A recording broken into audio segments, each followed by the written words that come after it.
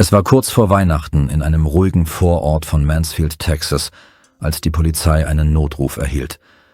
Als sie eintrafen, stellten die Polizisten fest, dass die Garagentür bereits offen stand und die Seitentür zum Haus nicht verschlossen war. Als die Polizisten das Haus betraten, bot sich ihnen ein schockierender Anblick.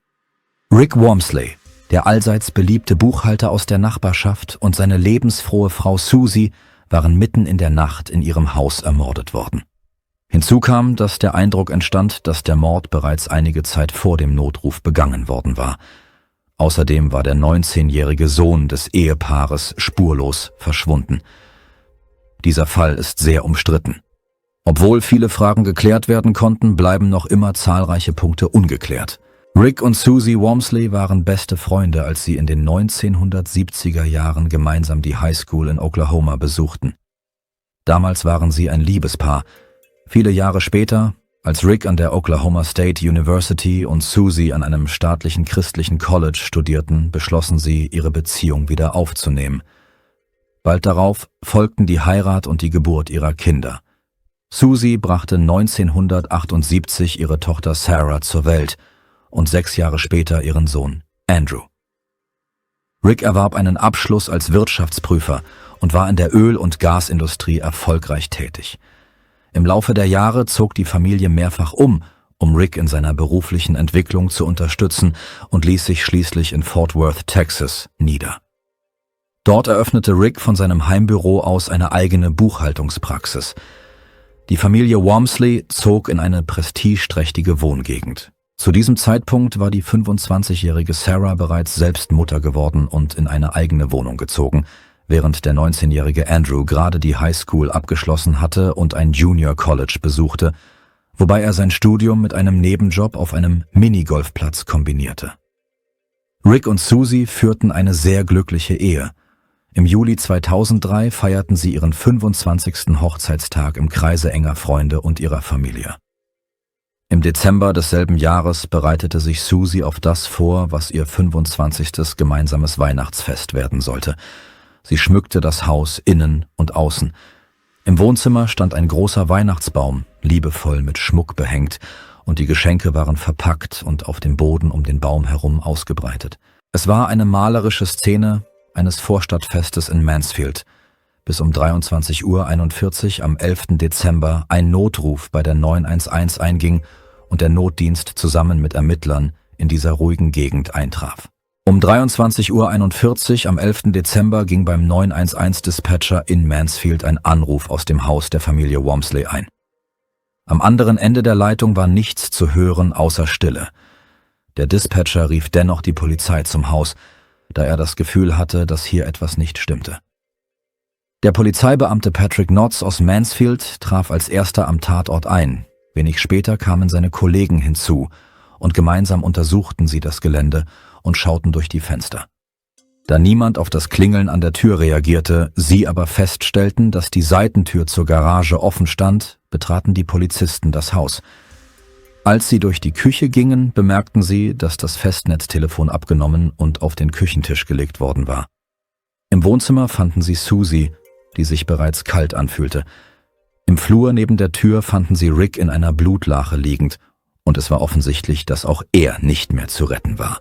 Um 0:17 Uhr trafen die Rettungssanitäter ein und bestätigten, dass Susie und Rick tot waren. Das Haus wurde abgesperrt und die Ermittlungen begannen. Die Nachbarn des Paares waren schockiert, dass so etwas in ihrer Nachbarschaft passiert war, und wirkten in Interviews sichtlich verwirrt und verängstigt. Sie erzählten auch, dass die Wormsleys wunderbare Menschen gewesen seien und sie überhaupt nicht verstehen könnten, wer so etwas getan haben könnte. Die Autopsie ergab, dass Susie an einer Schusswunde gestorben war und außerdem 7 Stichwunden aufwies. Vermutlich wurden diese ihr zugefügt, nachdem sie bereits tot gewesen war. Es stellte sich heraus, dass Susie im Wohnzimmer geschlafen und möglicherweise ferngesehen hatte, als sie angegriffen wurde. Neben dem Teppich vor dem Kamin in diesem Raum fanden die Ermittler 2 blutige Handabdrücke, die möglicherweise vom Täter stammten. Außerdem fanden sie eine Kugel, 2 Teile einer blauen Plastikhaarspange sowie ein weiteres Stück Plastik auf dem Boden in der Nähe. Rick ereilte das gleiche Schicksal wie seine Frau, wenn auch möglicherweise nicht so schnell. Die Einschusslöcher im Kopfteil des Bettes im Hauptschlafzimmer ließen vermuten, dass der Angriff auf Rick in diesem Raum begann und sich dann in den Flur verlagerte. Da im Schlafzimmer keine Blutspuren gefunden wurden, wurde angenommen, dass Rick durch die Schüsse geweckt wurde und entweder aus dem Zimmer rannte oder möglicherweise versuchte, den Täter dort anzugreifen. Alles deutete darauf hin, dass Rick sich gegen den Angreifer gewehrt hatte. An seiner linken Hand und um sein Handgelenk herum befand sich eine Haarsträhne des Angreifers, die zu einem wertvollen Beweisstück wurde. Rick wurde ebenfalls erschossen und außerdem etwa 11 Mal mit einem Messer in den Rücken gestochen. Die Polizisten versprachen, jeden Winkel des Hauses gründlich zu durchsuchen, um den Mörder zu finden. Die Haare von Ricks Handgelenk und die zerbrochene Haarspange vom Boden im Wohnzimmer wurden zur DNA-Analyse mitgenommen. Das Haus wurde auf Fingerabdrücke untersucht und jeder Raum wurde von den Ermittlern durchsucht. Sie suchten nach Anzeichen dafür, dass die Walmsleys ausgeraubt worden waren. Möglicherweise waren die Eltern aufgewacht, um einen Einbrecher zu verscheuchen. Diese Theorie wurde jedoch verworfen, als im Schlafzimmer der Eigentümer fast $15.000 in bar gefunden wurden. Selbst wenn der Einbrecher das Haus nur oberflächlich durchsucht hätte, hätte er dieses Geld leicht finden können. Auch andere Wertsachen blieben unberührt und an den Türen und Fenstern wurden keine Einbruchsspuren festgestellt. In der Familie Walmsley herrschte schon lange vor der Tragödie eine angespannte Atmosphäre. Es stellte sich heraus, dass Sarah als Teenager wegen ihres unangemessenen Verhaltens aus dem Haus geworfen worden war und später mit 19 Jahren schwanger wurde und eine schwierige Beziehung zu dem Vater ihrer Tochter, einem Mann namens Todd Cleveland, hatte. Sie und ihr jüngerer Bruder Andrew stritten sich ebenfalls häufig miteinander. Sarahs Ex-Freund erzählte, dass Susie und Rick Fremden gegenüber misstrauisch gewesen seien und geglaubt hätten, dass sich manche Menschen nur deshalb für sie interessierten, weil sie sich davon Vorteile erhofften. In diesem Zusammenhang schien der wachsende Wohlstand der Familie eher eine Belastung als ein Vorteil für ihr Leben zu sein. Einigen Berichten zufolge war die Situation zu Hause angespannt, was sich jedoch nach außen hin kaum zeigte. Bei den Walmsleys gab es eine Vereinbarung, dass die Eltern ihren Kindern nur dann finanziell helfen würden, wenn diese eine College-Ausbildung absolvierten. Bei Sarah funktionierte diese Vereinbarung nicht, aber Andrew stimmte diesen Bedingungen zunächst zu. Er bekam einen neuen weißen Mustang geschenkt. Seine Versicherung wurde bezahlt. Seine Eltern gaben ihm Geld für seine Ausgaben und er wohnte weiterhin kostenlos im Haus seiner Familie. Das Problem war jedoch, dass er seinen Teil der Vereinbarung nicht einhielt. Andrew brach sein College-Studium schließlich ab. Als seine Eltern davon erfuhren, entzogen sie ihm die finanzielle Unterstützung, gingen jedoch nicht so weit, ihn aus dem Haus zu werfen. Der 19-Jährige begann daraufhin, den Großteil seiner Zeit mit einer Gruppe von Freunden in einem örtlichen Computerclub zu verbringen, um den Spannungen zu Hause zu entgehen. Dort stellte ihm sein Freund James seine 17-jährige Schwester Chelsea Richardson vor. Sarah Walmsley wurde um 4 Uhr morgens am selben Tag, an dem ihre Eltern gefunden wurden, über deren Tod informiert. Andrews jüngerer Bruder war jedoch zunächst nirgends aufzufinden. Die Polizei wandte sich daraufhin an die Medien mit der Bitte, Hinweise zum Verbleib des Mustangs des Teenagers zu melden. Während die Kriminaltechniker noch am Tatort arbeiteten, fuhr der Mustang schließlich vor dem Haus vor, aus dem Andrew Walmsley und seine Freundin Chelsea Richardson ausstiegen.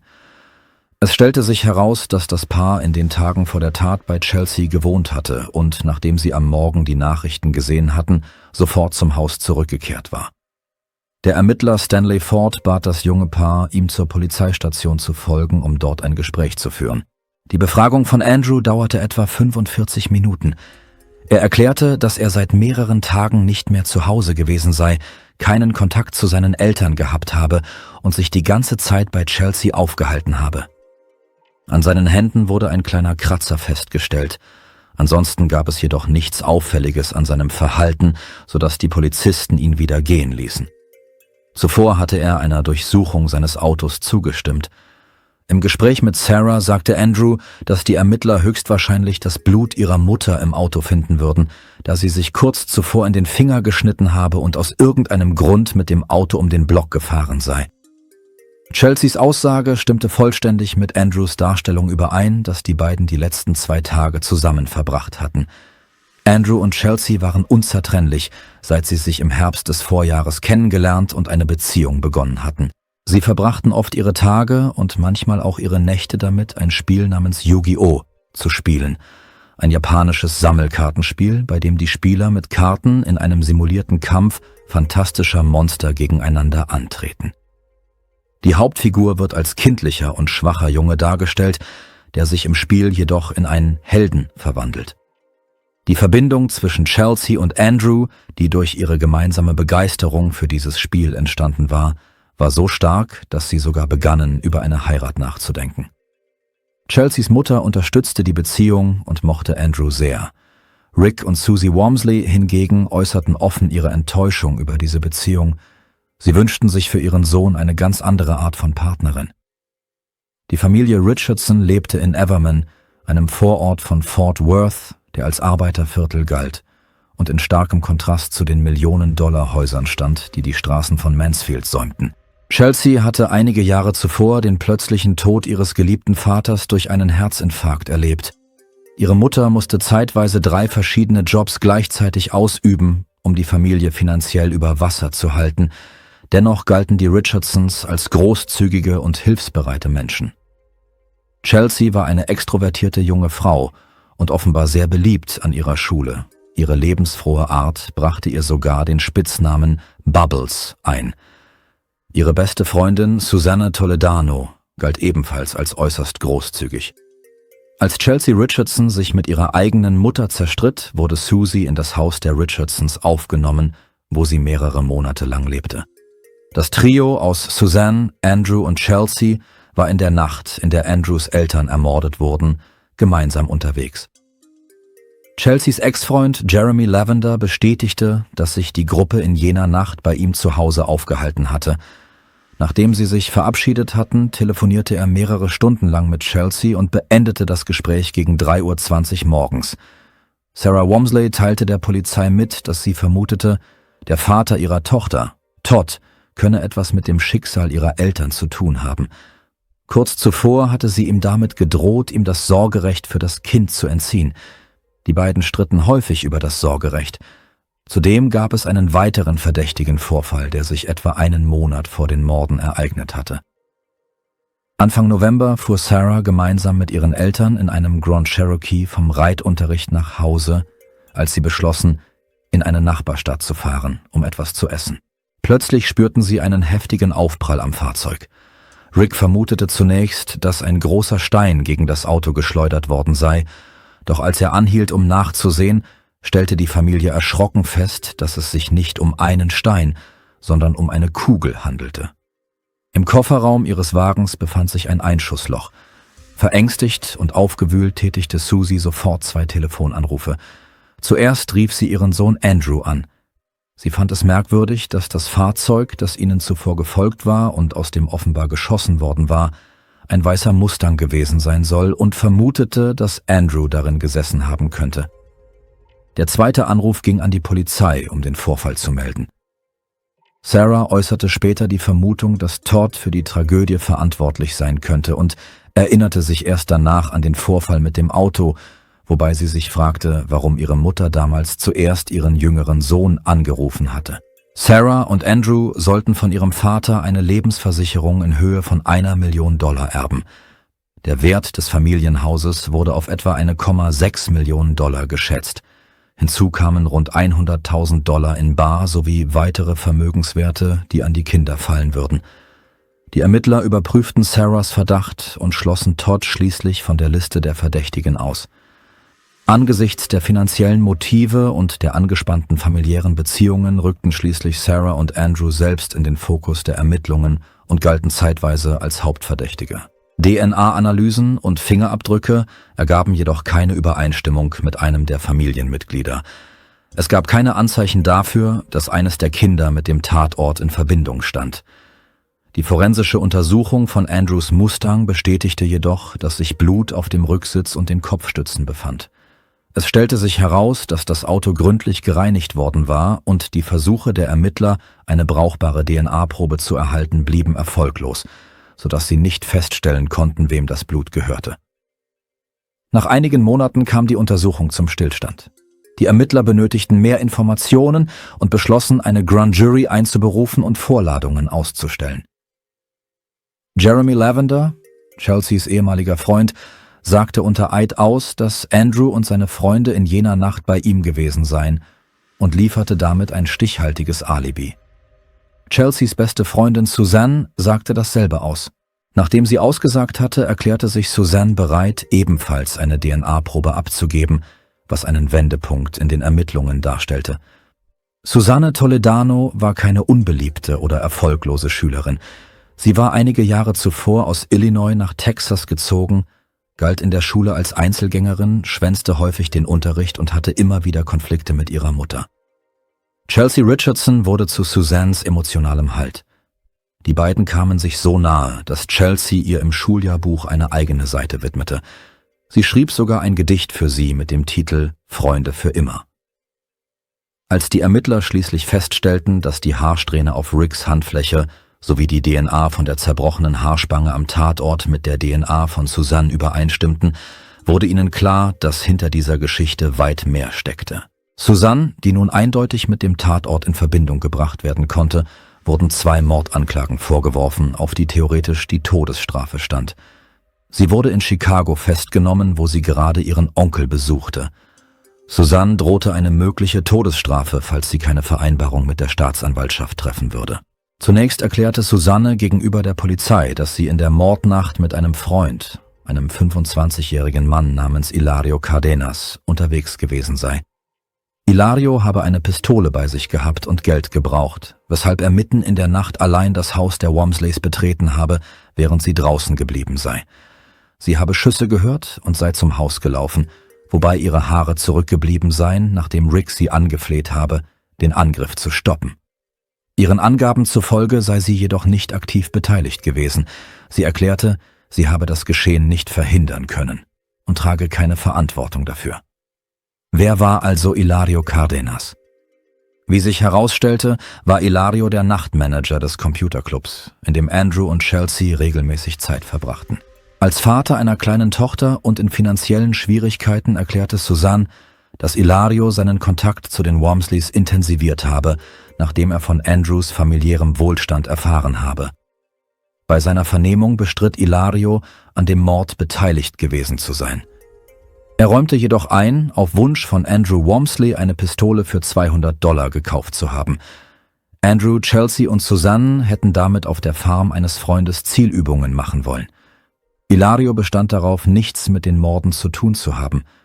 Die Ermittler suchten nach einer Bestätigung für seine Aussagen und entschieden sich, die Besitzerin der Farm aufzusuchen, auf der die Jugendlichen angeblich trainiert hatten. Die Eigentümerin der Farm, eine Frau namens Ruth Budustri, kannte Chelsea über deren Mutter und bestätigte die Geschichte. Einige Monate vor den Morden seien Chelsea und Suzanne auf das etwa 3 Hektar große Grundstück gekommen und hätten dort das durchgeführt, was sie als Zielschießtraining bezeichneten, indem sie abwechselnd auf einen kleinen Teich geschossen hätten. Ruth hatte Hilario Cardenas nie gesehen oder von ihm gehört, was dessen Aussage zusätzlich stützte. Nachdem Hilario außerdem einen Lügendetektortest bestanden hatte, wuchs das Vertrauen der Ermittler in seine Darstellung. Der Teich auf Ruths Grundstück wurde später trockengelegt und Gerichtsmediziner sammelten die Geschosse vom Grund ein. Schließlich kamen die Ermittler zu dem Schluss, dass Hilario die Wahrheit gesagt hatte. Die 3 Jugendlichen hatten über mehrere Monate hinweg ihre Treffsicherheit trainiert, um sich auf die Morde vorzubereiten. Suzannes ursprüngliche Geschichte, die Hilario den Mord zuschrieb, hielt einer genaueren Überprüfung durch die Ermittler nicht stand, doch sie erhielt eine weitere Gelegenheit, die Wahrheit zu sagen und diesmal ihre beste Freundin direkt zu beschuldigen. Dieses Mal war ihre Darstellung deutlich ausführlicher. Nacht für Nacht hätten die 3 Jugendlichen in einem Internetcafé Pläne geschmiedet. Sie rechneten aus, dass Andrew nach dem Tod von Rick und Susie mehr als $1 Million erben würde, was für ein ganzes Leben reichen könne. Sie wollten gemeinsam leben. Suzanne könnte ihren schlecht bezahlten Job aufgeben und sich ein neues Auto kaufen. Nachdem sie Hilario überredet hatten, ihnen eine Pistole zu besorgen und das Schießen geübt hatten, kamen sie zu dem Schluss, dass Suzanne die beste Schützin sei. Danach begannen sie, ihren ersten Plan umzusetzen. Sie wollten auf den Benzintank von Ricks Jeep schießen. Sie gingen davon aus, dass das Fahrzeug explodieren würde, wenn sie es träfen. Als Suzanne zusammen mit Andrew in dessen Mustang vorbeifuhr und auf den Jeep schoss, dieser jedoch nicht explodierte, entwickelten sie einen zweiten Plan, nachts in das Haus einzudringen. Sie gingen davon aus, dass es wie ein Einbruch aussehen würde.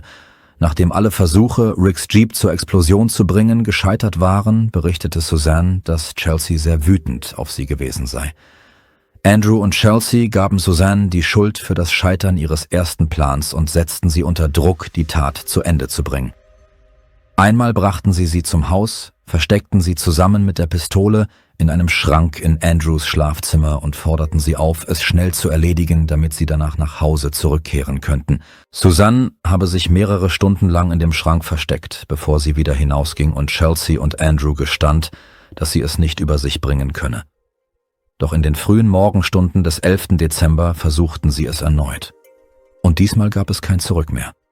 Suzanne gab an, dass sie das Haus als Letzte betreten habe. Ihrer Darstellung zufolge hatte sie die Pistole bei sich, während Andrew und Chelsea Messer in den Händen hielten. Es sei Suzanne gewesen, die Susie auf dem Sofa entdeckt und geschossen habe. Danach habe Andrew Suzanne ins Schlafzimmer gebracht, wo sie erneut auf Rick geschossen habe. Die Kugeln trafen das Kopfteil des Bettes und weckten den 46-jährigen Buchhalter.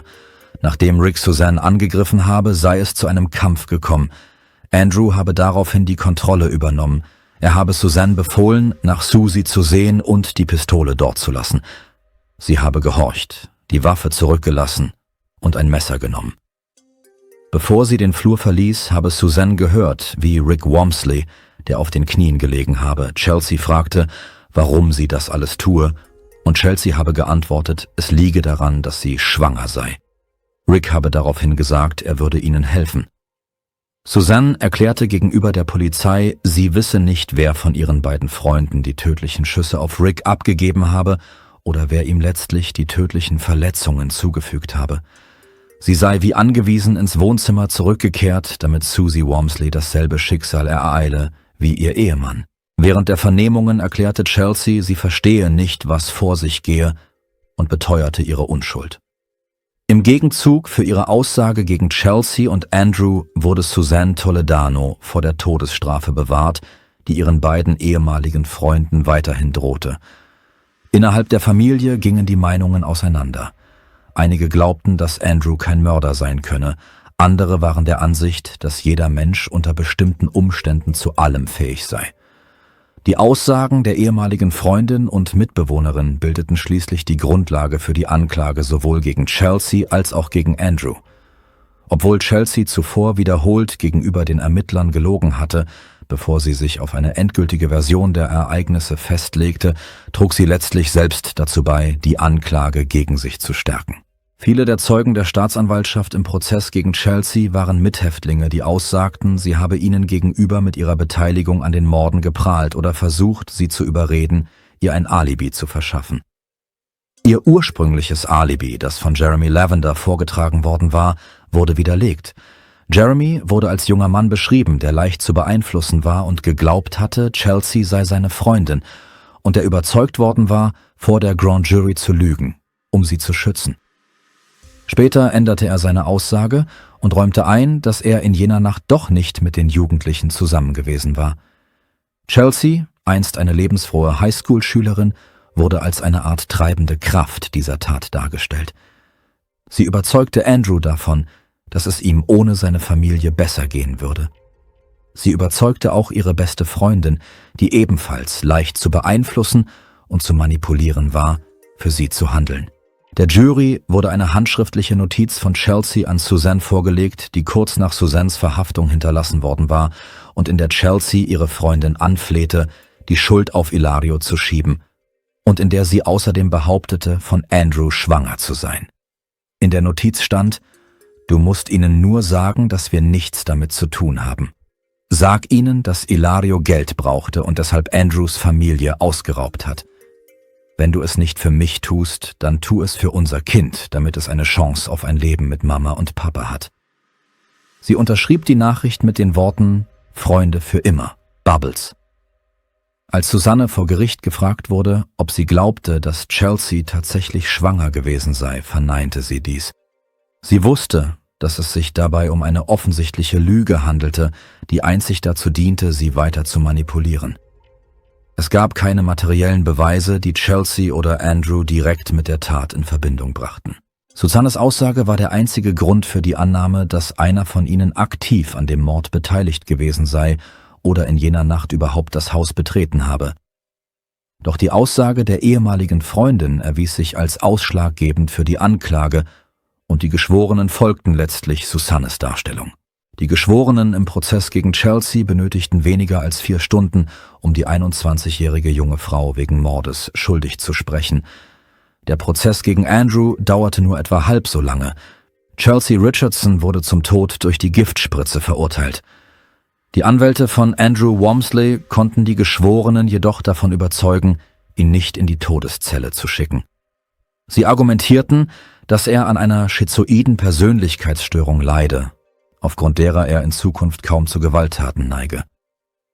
Die Zeugen der Verteidigung beschrieben Andrew während der Urteilsverkündung als einen traurigen, innerlich leeren Menschen. Sie schilderten ihn als einen jungen Mann, dem die Fähigkeit fehle, Liebe oder emotionale Nähe in zwischenmenschlichen Beziehungen richtig zu begreifen. Nach Angaben seines Anwalts sei dies zusätzlich dadurch verstärkt worden, dass kein Mitglied seiner Familie ihm jemals echte Unterstützung oder Orientierung geboten habe. Andrew Walmsley wurde im Alter von 23 Jahren zu lebenslanger Haft mit der Möglichkeit einer vorzeitigen Entlassung auf Bewährung nach dem Jahr 2044 verurteilt.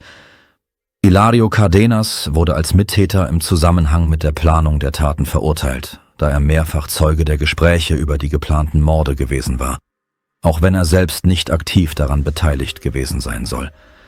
Hilario wurde wegen Verschwörung zum Mord verurteilt und erhielt eine Haftstrafe von 50 Jahren. Er hat Anspruch auf eine vorzeitige Entlassung, nachdem er 1/3 seiner Strafe verbüßt hat, was im Jahr 2023 der Fall sein wird. Chelsea Richardson, die als zentrale Anstifterin der Tat galt, verbrachte etwas mehr als 10 Jahre in der Todeszelle des Bundesstaates Texas. Anfang 2012 erreichte ihr Anwaltsteam eine Umwandlung des Urteils in lebenslange Haft. Es konnte nachgewiesen werden, dass die Staatsanwaltschaft der Verteidigung während des ursprünglichen Verfahrens entlastende Beweise vorenthalten hatte. Dazu gehörte auch ein psychologisches Gutachten, das zu dem Ergebnis kam, dass nicht Chelsea, sondern Susanne Toledano die eigentliche treibende Kraft hinter der Verschwörung gewesen sei. In diesem Gutachten befand sich auch eine Aussage von Susanne, in der sie einräumte, dass sie eine größere Verantwortung für die Taten getragen habe als alle anderen Beteiligten und dass sie die Morde hätte verhindern können. Suzanne befindet sich derzeit in Haft im Bezirk Falls, Texas. Im Frühjahr 2034 wird sie erstmals Anspruch auf eine vorzeitige Haftentlassung haben.